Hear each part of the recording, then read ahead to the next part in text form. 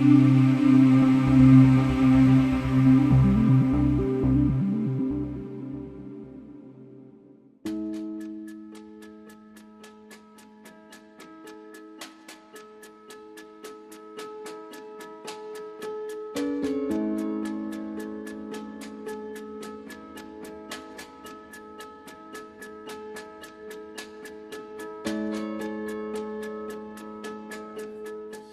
best way to reduce employment volatility is to have as much diversity in your employment as possible.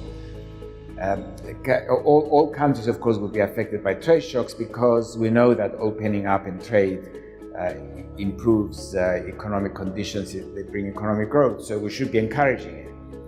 But at the same time, if you specialize in just one thing, then you're more exposed to these trade shocks.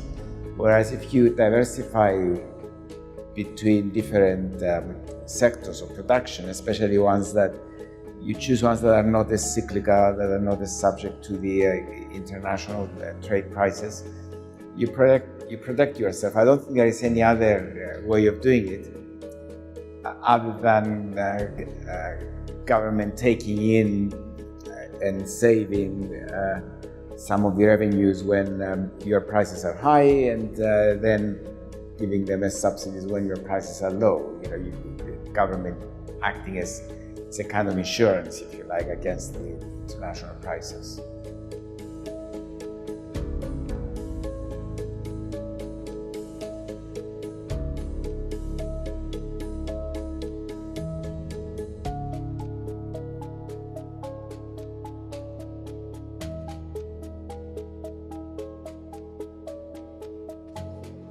I think it's neither, actually. I think it's a natural outcome of a failure that Latin American countries had, mainly at the political level and the institutional level, to create the right conditions for investment and growth.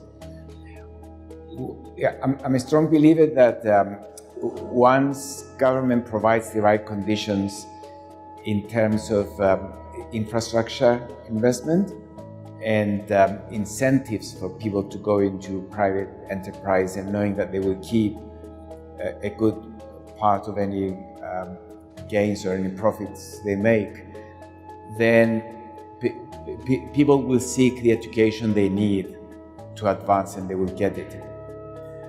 Now, of course, in most countries, education is provided by the government, so the government needs to be responsive to that. But if there is demand for that education, governments will respond, especially in democracies where they're influenced by elections. But I think the first thing that needs to be sorted out is the policy environment and the institutional structure of the country. And I think that's what's been holding back Latin America. Compared with Asia, for example, the Latin American workers are not worse than what Chinese workers were 30 years ago. And the matching process is not worse here than it was there. And yet they managed to take off and grow fast, whereas Latin America is still behind.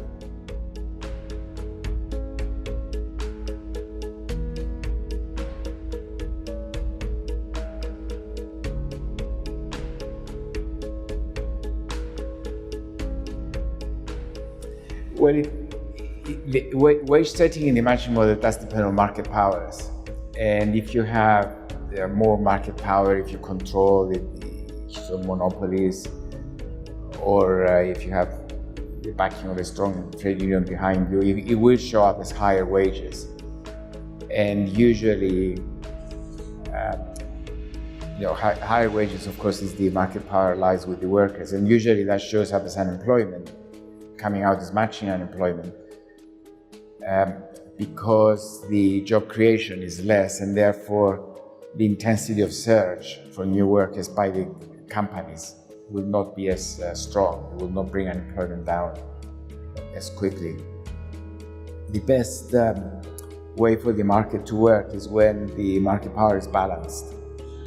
So if you say you have competitive elements on both sides, so that you reach a point where wages are not too high, they're not too low, and therefore they both have incentives to go in and maximize employment.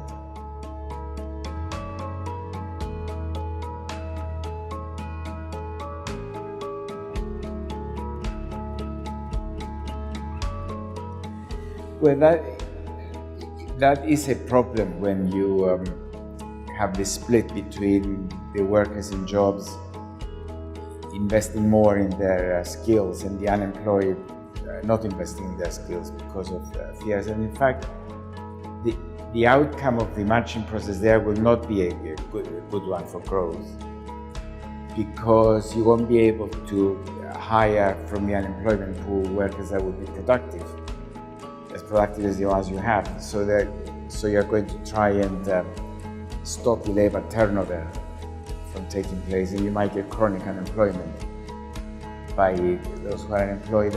I think this is where government has a very important role to play in providing the training for the unemployed workers through subsidized programs. But I also think that if it's going to give them the same advantage as the employed workers, the subsidized training programs have to be done at the level of the firm. Firms should be providing training. Say, give them incentives that if they take on an unemployed worker and they train that unemployed worker, then at the end it's up to them if they want to make a permanent offer or not.